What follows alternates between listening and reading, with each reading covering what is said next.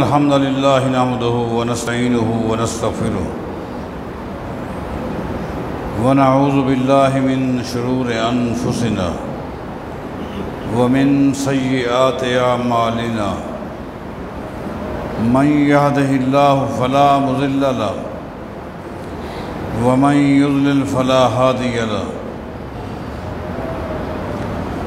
أشهد أن لا إله إلا الله وحده لا شريك له وأشهد أن محمدًا عبده ورسوله أما بعد فإن خير الحديث كتاب الله وخير الهدي هدي محمد صلى الله عليه وسلم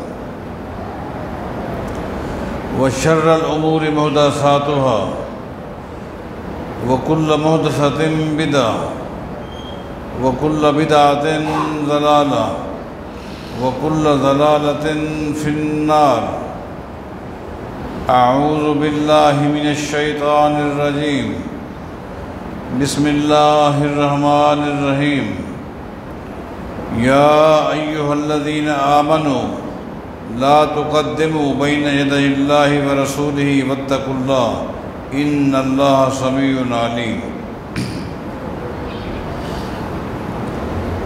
نماز کے امتیازی مسائل پر ہماری گفتگو ہو رہی ہے۔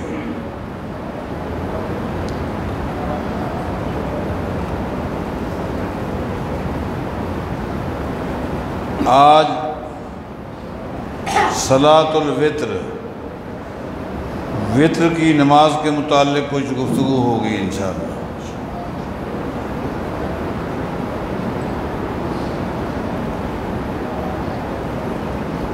صلاۃ الوتر کے حوالے سے جس پہلے نقطے پر گفتگو کرنی ہے وہ یہ ہے، صلاۃ الوتر کی کتنی رکعتیں ہیں، وتر کی کتنی رکعتیں ہیں جن کو ادا کرنا ہے۔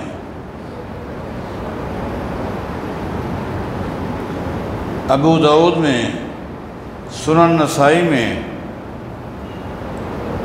حدیث آتی ہے، سیدنا ابو ایوب انصاری رضی اللہ تعالیٰ عنہ حدیث کے راوی ہیں، فرماتے ہیں نبی علیہ الصلوۃ والسلام نے فرمایا الوتر حق، لوگو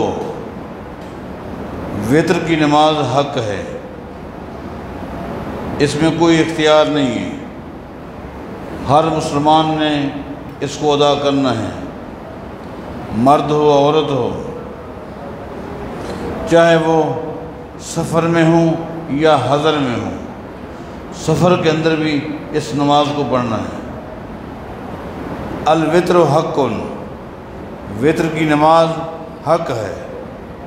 آگے نبی علیہ السلام فرماتے ہیں فمن شاء اوتر بخمس ومن شاء اوتر بثلاث ومن شاء اوتر بواحد۔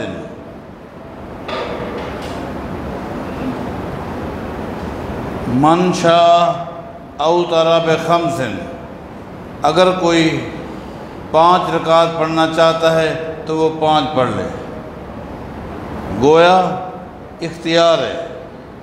من شاء اوتر بخمس، اگر کسی کی مرضی ہے وہ 5 رکعت پڑھنا چاہتا ہے 5 پڑھ لے۔ ومن شاء اوتر بثلاث، اور اگر کوئی وتر کی 3 رکعتیں پڑھنا چاہتا ہے تو بھی مجھے اس اختیار ہے۔ ومن اوتر بواحد، ومن شاء اوتر بواحد، اور جو 1 رکعت پڑھنا چاہتا ہے وہ 1 پڑھ سکتا ہے۔ اس حدیث سے جو نقطہ سامنے آیا وہ یہ ہے کہ نمازی کو اختیار ہے، وہ چاہے کبھی 5 رکعت وتر پڑھ لے، کبھی 3 پڑھ لے، کبھی 1 پڑھ لے، اور اگر مستقل 5 پڑھتا ہے ٹھیک ہے، لیکن اس کا موقف یہ ہونا چاہیے کہ 3 بھی جائز ہے 1 بھی جائز ہے۔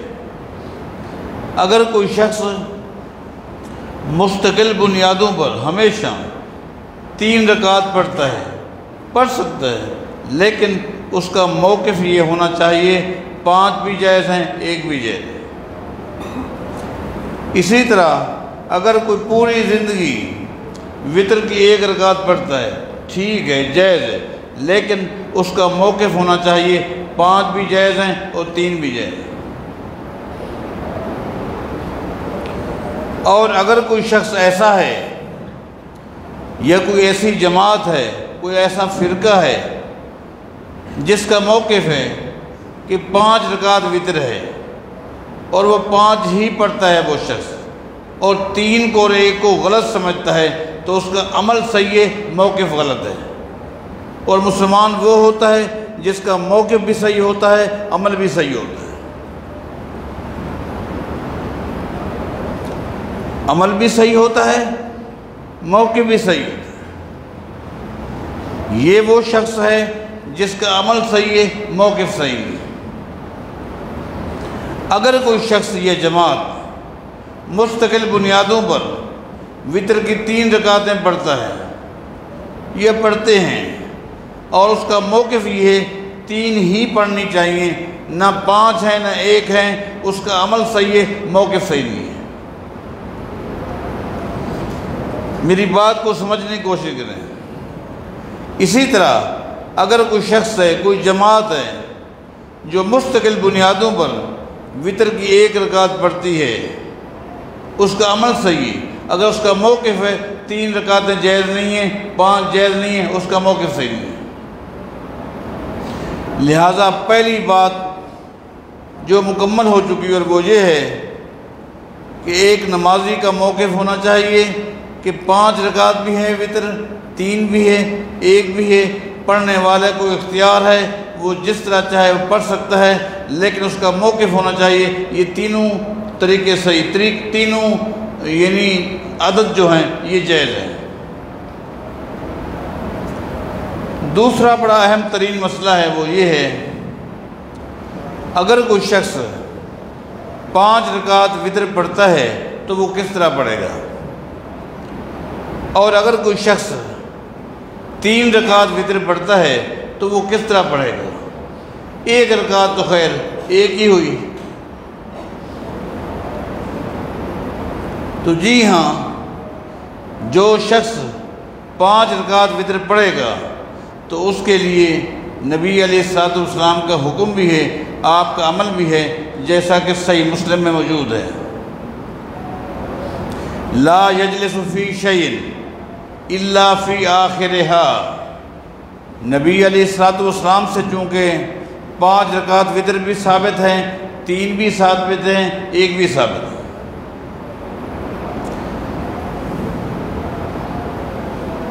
سیدہ عائشہ رضی اللہ تعالیٰ عنہا فرماتی ہیں کہ جب نبی علیہ الصلوۃ والسلام 5 رکعت وطر پڑھتے تھے تو لا یجلس فی شیء الا فی آخرہا، تو نہ دوسری پر تشہد کے لیے بیٹھتے تھے نہ چوتھی کے لیے بیٹھتے تھے، آخری 5ویں رکعت میں بیٹھتے تھے۔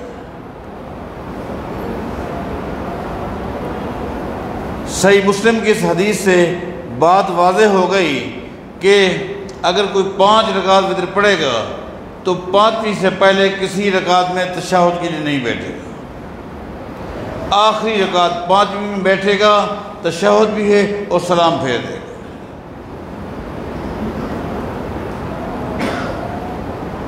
اسی طرح اگر کوئی شخص 3 رکعت وطر پڑھنا چاہتا ہے تو احادیث سے 3 رکعت وطر پڑھنے کے 2 طریقے آئے ہیں۔ ایک طریقہ یہ ہے کہ 2 رکعت پڑھ کے سلام پھیر دے اور پھر 1 رکعت پڑھے، 2 رکعت پڑھے اور سلام پھیر دے، اس کے بعد 1 رکعت پڑھ لے۔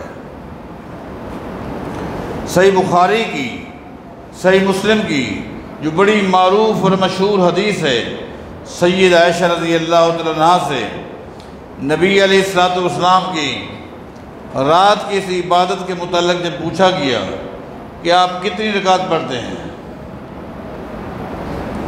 تو آپ نے کیا فرمایا؟ ما کان یزید فی رمضان ولا فی غیرہ علی 11 رکعہ، رمضان ہو یا غیر رمضان ہو، پورے سال رات کو نبی علیہ السلام 11 رکعت پڑھا کرتے تھے، 11 رکعت پڑھا کرتے تھے۔ یصلی 4 لا تسأل عن حسنہن و طولہن، آپ کی 4 رکعتیں ہوتی اور نہ پوچھیں وہ کس طرح ہوتی تھی، کس طرح خشوع والی، خضوع والی، عاجزی والی، انکساری والی، کیسے لمبے لمبے قیام ہوتے تھے، رکوع ہوتے تھے، سجود ہوتے تھے، آپ مت پوچھیں۔ ثم یصلی 4، اب اس کے بعد پھر 4 رکعت آپ پڑھتے تھے۔ اب ان دونوں 4 رکعتوں کے درمیان ثم کا لفظ آیا ہے، جو کہ اہل علم جانتے ہیں تراخی کے لیے آتا ہے۔ اس کا مطلب یہ ان 4 رکعتوں کے بعد تھوڑی دیر کے لیے آپ وقفہ کرتے تھے۔ جب ثم آ جائے اس میں تراخی ہوتی ہے، اس کا مطلب یہ 4 رکعتوں کے بعد آپ تھوڑا وقفہ کرتے تھے، اس کے بعد پھر 4 رکعتیں پڑھتے، اور سید عائشہ فرماتی ہیں فلا تسأل عن حسنہن و طولہن، وہ 4 رکعتیں بھی کیسی ہوتی تھیں، خشوع والی، خضوع والی، کیسے لمبے قیام والے، رکوع والے، سجود والی، مت پوچھیں۔ اس کے بعد پھر نبی علیہ السلام ثم یصلی 3، پھر آپ 3 رکعت پڑھتے تھے۔ یہ حدیث بخاری میں ہے، مسلم میں ہے، لیکن اس حدیث سے یہ واضح نہیں ہو رہا کہ 4 رکعتیں نبی علیہ السلام پڑھتے تھے، آیا ایک سلام کے ساتھ یا 2 سلام کے ساتھ؟ پھر 4 رکعتیں پڑھتے تھے آپ ایک سلام کے ساتھ یا 2 سلام کے ساتھ؟ پھر 3 وتر پڑھتے تھے، آیا ایک سلام کے ساتھ یا 2 سلام کے ساتھ؟ اس حدیث کی راویہ ہیں سید عائشہ رضی اللہ تعالیٰ عنہ، وہ اس حدیث کی مزید وضاحت کرتی ہیں، جو وضاحت امام مسلم صحیح مسلم میں لے کر آئے ہیں۔ سید عائشہ رضی اللہ تعالیٰ عنہ فرماتی ہیں نبی علیہ السلام یہ 11 رکعت پڑھتے کس طرح تھے؟ فرماتی ہیں یسلم بین کل رکعتین، یسلم بین کل رکعتین، ہر 2 رکعت کے بعد آپ سلام پھیر دیا کرتے تھے۔ اب یہ سید عائشہ نبی علیہ السلام کے اس عمل کی وضاحت کر رہی ہیں۔ یسلم بین کل رکعتین، یہ 11 رکعت نبی علیہ السلام اس طرح پڑھتے تھے کہ ہر 2 رکعت کے بعد سلام پھیرتے تھے۔ وَيُوتِرُ بِوَاحِدَةٍ، آخر میں 1 رکعت وتر پڑھ لیا کرتے تھے۔ اس کا مطلب یہ ہے کہ وتر کی جو 3 رکعتیں ہوتی تھیں ان میں 2 رکعتوں کے بعد آپ سلام پھیرتے تھے، اس کے بعد پھر 1 رکعت پڑھتے تھے۔ اس کی وضاحت ایک اور حدیث سے بھی ہوتی ہے جو کہ صحیح بخاری میں ہے۔ ایک شخص نے نبی علیہ السلام سے صلاۃ اللیل کے متعلق پوچھا کہ صلاۃ اللیل کتنی رکعت ہے اور کس طرح پڑھنی ہے۔ صلاۃ اللیل رات کی جو عبادت ہے، اس کے لیے احادیث میں جو الفاظ آئے ہیں، صلاۃ اللیل بھی آیا ہے، قیام اللیل بھی آیا ہے، تہجد کا لفظ بھی آیا ہے۔ یہ وہ عبادت ہے جو رمضان مبارک میں تراویح کے حوالے سے ادا کی جاتی ہے، یہ وہی عمل ہے، نام مختلف ہے۔ نبی علیہ السلام سے اس شخص نے پوچھا کہ صلاۃ اللیل کے متعلق مجھے بتائیں۔ صحیح بخاری میں ہے، نبی علیہ السلام نے فرمایا صلاۃ اللیل مثنا مثنا، صلاۃ اللیل مثنا مثنا، صلاۃ اللیل 2 رکعت کر کے پڑھو۔ جب پڑھنے والا صلاۃ اللیل پڑھے تو 2 رکعت کر کے پڑھے۔ صلاۃ اللیل مثنا مثنا، رات کی نماز صلاۃ اللیل تہجد 2 رکعت کر کے پڑھو۔ فَإِذَا خَشِيَ أَحَدُكُمُ الصُّبْحَ صَلَّى رَكْعَةً وَاحِدَةً، آدمی صلاۃ اللیل پڑھتا رہے 2 رکعت کر کے۔ فَإِذَا خَشِيَ أَحَدَكُمُ الصُّبْحَ، جب اسے کچھ محسوس ہو، خطرہ ہو کہ صبح ہونے والی ہے، صَلَّى رَكْعَةً وَاحِدَةً، آخر میں 1 رکعت پڑھ لے۔ اس سے بھی واضح ہوا۔ اور ایک اور حدیث جسے امام حاکم اپنی مستدرک میں لائے ہیں، جس میں سید عائشہ رضی اللہ تعالیٰ عنہا فرماتی ہیں، کان یتکلم بین الرکعتین والرکعت، نبی علیہ السلام وطر کی 3 رکعتیں اس طرح پڑھتے تھے کہ 2 رکعت کے بعد آپ سلام پھیر دیتے اور آپ گفتگو بھی کرتے تھے۔ کوئی کام کہنا ہوتا تو وہ کام بھی کہتے، کوئی بات بتانی ہوتی تو وہ بتاتے، اس کے بعد 1 رکعت پڑھتے۔ کون فرما رہی ہیں؟ سید عائشہ رضی اللہ تعالیٰ عنہ، بر صغیر پاک و ہند کے ایک بہت بڑے عالم گزرے ہیں۔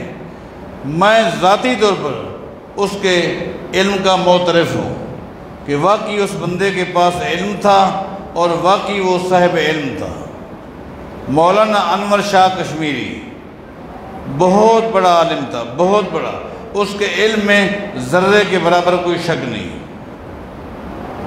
اور اس کی بہت ساری خدمات بھی ہیں۔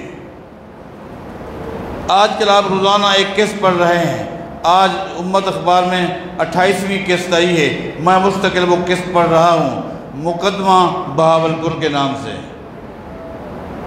مقدمہ بہاولپور کے نام سے ایک قسط امت اخبار میں آ رہی ہے، 28ویں قسط تھی، غالباً ہو سکتا ہے آخری قسط ہو، جس میں ایک واقعہ ہے۔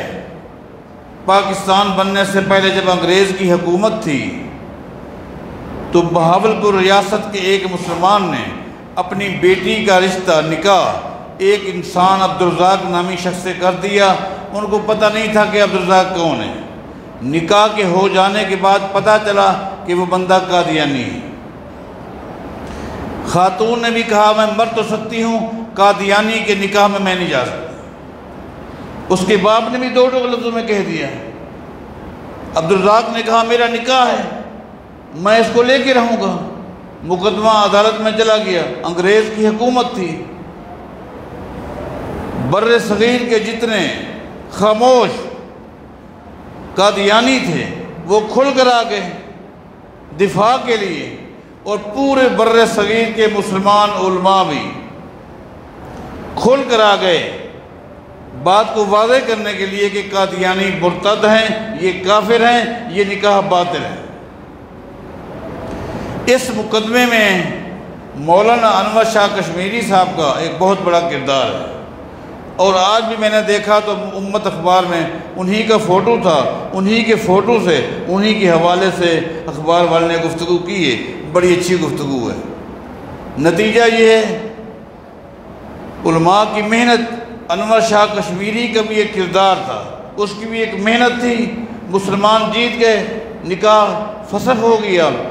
پھر اس لڑکی کا، چونکہ اتفاق دیکھیں اس لڑکی کا جو باپ تھا وہ اہل حدیث تھا، پھر اس لڑکی کا نکاح محدث، اس دور کے عظیم محدث مولانا سلطان محمود صاحب جلال پور پیر والا سے ہو گیا، اور اس لڑکی کے پیٹ سے جو بچہ پیدا ہوا وہ پروفیسر یحییٰ حافظہ اللہ تعالی ہیں، جو اس وقت لاہور میں ہوتے ہیں۔ تو میں کہہ رہا تھا اس بندے کا ایک کردار تھا، محنت تھی، میں اس کا اعتراف کرتا ہوں، لیکن مجھے بڑا دکھ ہوا، میں نے ان کی اپنی صحیح بخاری کے اوپر لکھی ہوئی کتاب کا جب مطالعہ کیا، جس کا نام ہے فیض الباری، صحیح بخاری کی عربی میں مولانا انور شاہ کشمیری نے تشریح کی ہے، اس کا علم تھا نا، اتنا ضخیم تشریح کی، لیکن بڑا دکھ ہوا میں سوچنے پر مجبور ہوتا ہوں کہ ایسا کیوں ہے۔ جب سید عائشہ رضی اللہ تعالیٰ عنہ والی اس حدیث پر پہنچے کہ سید عائشہ رضی اللہ تعالیٰ عنہ فرماتی ہیں نبی علیہ السلام وطر کی 3 رکعتیں اس طرح پڑھتے تھے، کان یتکلم بین الرکعتین والرکعتین، کہ وطر کی 3 رکعتوں میں 2 رکعتوں کے بعد آپ سلام پھیر دیتے، گفتگو بھی کرتے، کوئی بات بتانی ہوتی بات بتاتے، پھر 1 رکعت پڑھتے۔ مولانا انور شاہ کشمیری کو چاہیے تھا، اتنی بڑی علمی شخصیت کو یہی چاہیے تھا، وہ کہہ دیتے یہ بھی عمل صحیح ہے، لیکن چونکہ جو چیز میں نے نوٹ کی کہ مولانا کے آگے کیا چیز رکاوٹ بن گئی، کیا مجبوری بن گئی، کوئی مجبوری نہیں تھی۔ مولانا بڑے دلیر آدمی تھے، جرأت مند تھے، بڑے ہمت والے تھے، لیکن اس کے آگے کیا چیز رکاوٹ بن گئی، کیا مجبوری بن گئی، تو وہ ایک ہی نقطہ ہے، وہ تقلید ہے۔ تقلید انسان کو بغیر سوچے سمجھے گستاخ بنا دیتا ہے، بے ادب بنا دیتا ہے۔ مولانا کو کہنا پڑا، چونکہ یہ حدیث میں جو عمل ہے ان کے عقیدے کے مطابق تقلید کا تقاضا تھا کہ ایسا نہیں ہونا چاہیے، 2 رکعت کے بعد سلام پھیر دیا جائے، پھر 1 رکعت الگ وطر پڑھی جائے، چونکہ یہ ان کے ہاں صحیح نہیں تھا، مجبوری بن گئی۔ تو مولانا کیا کہتے ہیں، آپ فیض الباری اٹھیں، بلکہ اس دور کے پاکستان کے سب سے بڑے احناف کے عالم ہیں تقی عثمانی صاحب، غالباً حیات ہیں، اللہ اس کو صحت و زندگی دے۔ انہوں نے اپنی کتاب درس ترمذی میں غالباً پہلی یا دوسری جلد میں اس واقعے کو بیان کیا اور کہا کہ مولانا انور شاہ کشمیری کہتے ہیں مجھے اس حدیث کے جواب تلاش کرنے میں 14 سال لگ گئے، جواب تلاش کرنے میں۔ حدیث پر عمل کیا جاتا ہے، حدیث کا جواب تلاش نہیں کیا جاتا۔ حدیث جب آ جائے، مولانا نے یہ نہیں کہا کہ یہ حدیث ضعیف ہے، یہ بھی نہیں کہہ سکے کہ یہ حدیث منسوخ ہے، مجبور ہو گئے، عمل کرتا ہوں، فتویٰ دیتا ہوں، تقلید جاتی ہے، کیا کروں؟ مولانا مجبور ہو گئے، 14 سال لگ گئے سوچنے پر، اس حدیث کے جواب تلاش کرنے پر۔ آخرکار کہتے ہیں 14 سال کے بعد کیا کہا کہ الہام کے ذریعے، کشف کے ذریعے، رمضان مبارک میں اس نقطے پر آپ پوری تفصیلی گفتگو سن چکے ہیں کہ کشف کسے کہتے ہیں، الہام کیا کہتے ہیں۔ کہتے ہیں کہ کشف کے ذریعے اوپر سے مجھے بتایا گیا کہ سید عائشہ کو مغالطہ لگا ہے، اصل میں نبی علیہ السلام جن 2 رکعتوں کے بعد گفتگو کرتے تھے وہ وطر کی 2 رکعتیں نہیں تھی بلکہ صبح کی 2 سنتے تھے۔ ان چیزوں سے تکلیف ہوتی ہے۔ بہرحال میں نے آپ کو بتا دیا، اگر کوئی شخص وطر کی 3 رکعت پڑھنا چاہتا ہے اس کا ایک طریقہ کار، بلکہ سب سے زیادہ احادیث اس طریقے کے اوپر دلالت کرتی ہے، اور وہ کیا ہے، 2 رکعت پڑھیں، اس کے بعد سلام پھیرتے ہیں، اس کے بعد پھر 1 رکعت پڑھیں۔ ایک طریقہ یہ طریقہ احادیث سے ثابت ہے، بلکہ تواتر کے ساتھ احادیث سے یہ عمل ثابت ہے۔ 3 رکعت وطر کی 3 رکعت پڑھنے کا ایک اور طریقہ بھی ہے، وہ بھی احادیث میں موجود ہے، جس کا ذکر امام حاکم نے مستدرک میں کیا ہے، امام بہقی میں کیا ہے، حافظ صاحب فتح الباری میں لے کر آئے ہیں، نیل العطار میں بھی اس کی وضاحت موجود ہے، بلکہ نصب الرایہ کے اندر بھی اس کی تفصیل آپ کو مل جائے گی، جس کا خلاصہ یہ ہے کہ نبی علیہ السلام نے ایک مرتبہ وطر کی 3 رکعتیں ایک سلام کے ساتھ پڑھی، لیکن جب آپ 3 رکعت وطر کی ایک سلام کے ساتھ پڑھتے تھے تو لا یقعد الا فی آخرہن، حدیث کے الفاظ ہیں پھر نبی علیہ السلام دوسری رکعت میں نہیں بیٹھتے تھے، تیسری آخری رکعت میں بیٹھتے تھے۔ جس طرح آپ نے 5 رکعت وتر کا طریقہ کار دیکھا جس میں دوسری اور چوتھی رکعت میں نہیں بیٹھنا، اسی طرح اگر آپ 3 رکعت ایک سلام کے ساتھ پڑھیں گے تو دوسری رکعت میں تشہد کے لیے نہیں بیٹھیں گے۔ اور ایک اور حدیث بھی ہے، وہ بھی ان کتابوں کے اندر موجود ہے۔ نبی علیہ السلام فرماتے ہیں، لوگو لا توتروا بثلاث تشبہوا بصلاۃ المغرب۔ لوگو اگر وتر کی 3 رکعتیں پڑھنی ہیں تو ان 3 رکعتوں کو مغرب کی نماز کے ساتھ تشبیہ مت دینا، مغرب کی نماز کی مشابہت نہیں دینی۔ اور یہ مشابہت کب ہوگی؟ مغرب کی 3 رکعت جب آپ پڑھتے ہیں دوسری رکعت میں بیٹھتے ہیں۔ اگر آپ وتر کی دوسری رکعت میں بیٹھیں گے تو یہ مشابہت ہے۔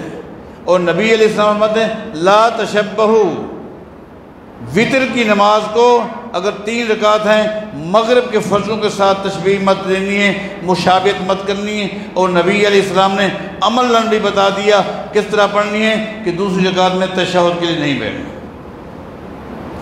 یہ 2 طریقے۔ اور جو دوست وتر کی 3 رکعتیں پڑھتے ہیں اور دوسری رکعت پر تشہد کے لیے بیٹھتے ہیں، ان کے پاس کوئی دلیل نہیں۔ ایک دلیل پیش کی جاتی ہے، پھر وہی بات ہے، جب اس دلیل کو ہم پڑھتے ہیں تو ہمارے رونگٹے کھڑے ہو جاتے ہیں، بڑا افسوس ہوتا ہے کہ یہ ایسا کیوں ہو رہا ہے۔ ایک دلیل مجھے ملی ہے جو ان دوستوں نے اپنی کتابوں میں پیش کی ہے، جس سے ثابت کرنے کی کوشش کی ہے کہ 3 رکعت ایک سلام کے ساتھ اور درمیان میں تشہد بھی ہونا چاہیے۔ وہ دارقطنی کے حوالے سے ایک حدیث پیش کی جاتی ہے، دارقطنی کے حوالے سے ایک حدیث پیش کی جاتی ہے۔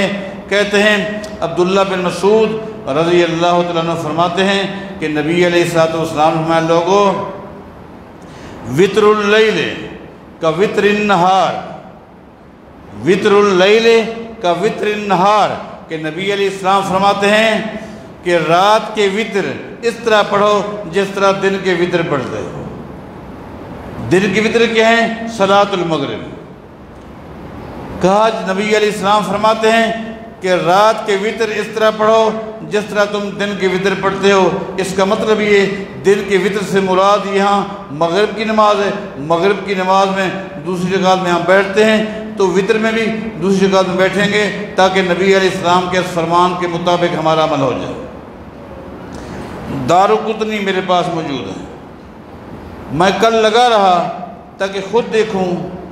مجھے بڑا افسوس ہوا جب میں نے دارقطنی میں اس روایت کو دیکھا۔ روایت موجود ہے، دارقطنی کے اندر روایت موجود ہے۔ امام دارقطنی نے اس حدیث کو ذکر کیا ہے۔ حدیث کو ذکر کرنے کے بعد امام دارقطنی فرماتے ہیں یہ حدیث، اس کے راوی یحییٰ بن زکریا ہیں، وہو ضعیف، اور وہ ضعیف ہیں، یہ حدیث ضعیف ہے۔ یہ بتائیں جس عالم نے دارقطنی کھولی ہوگی اور یہ حدیث دیکھی ہوگی، اس حدیث کی نیچے والی جو سطر ہے اس کو نظر نہیں آئی ہوگی۔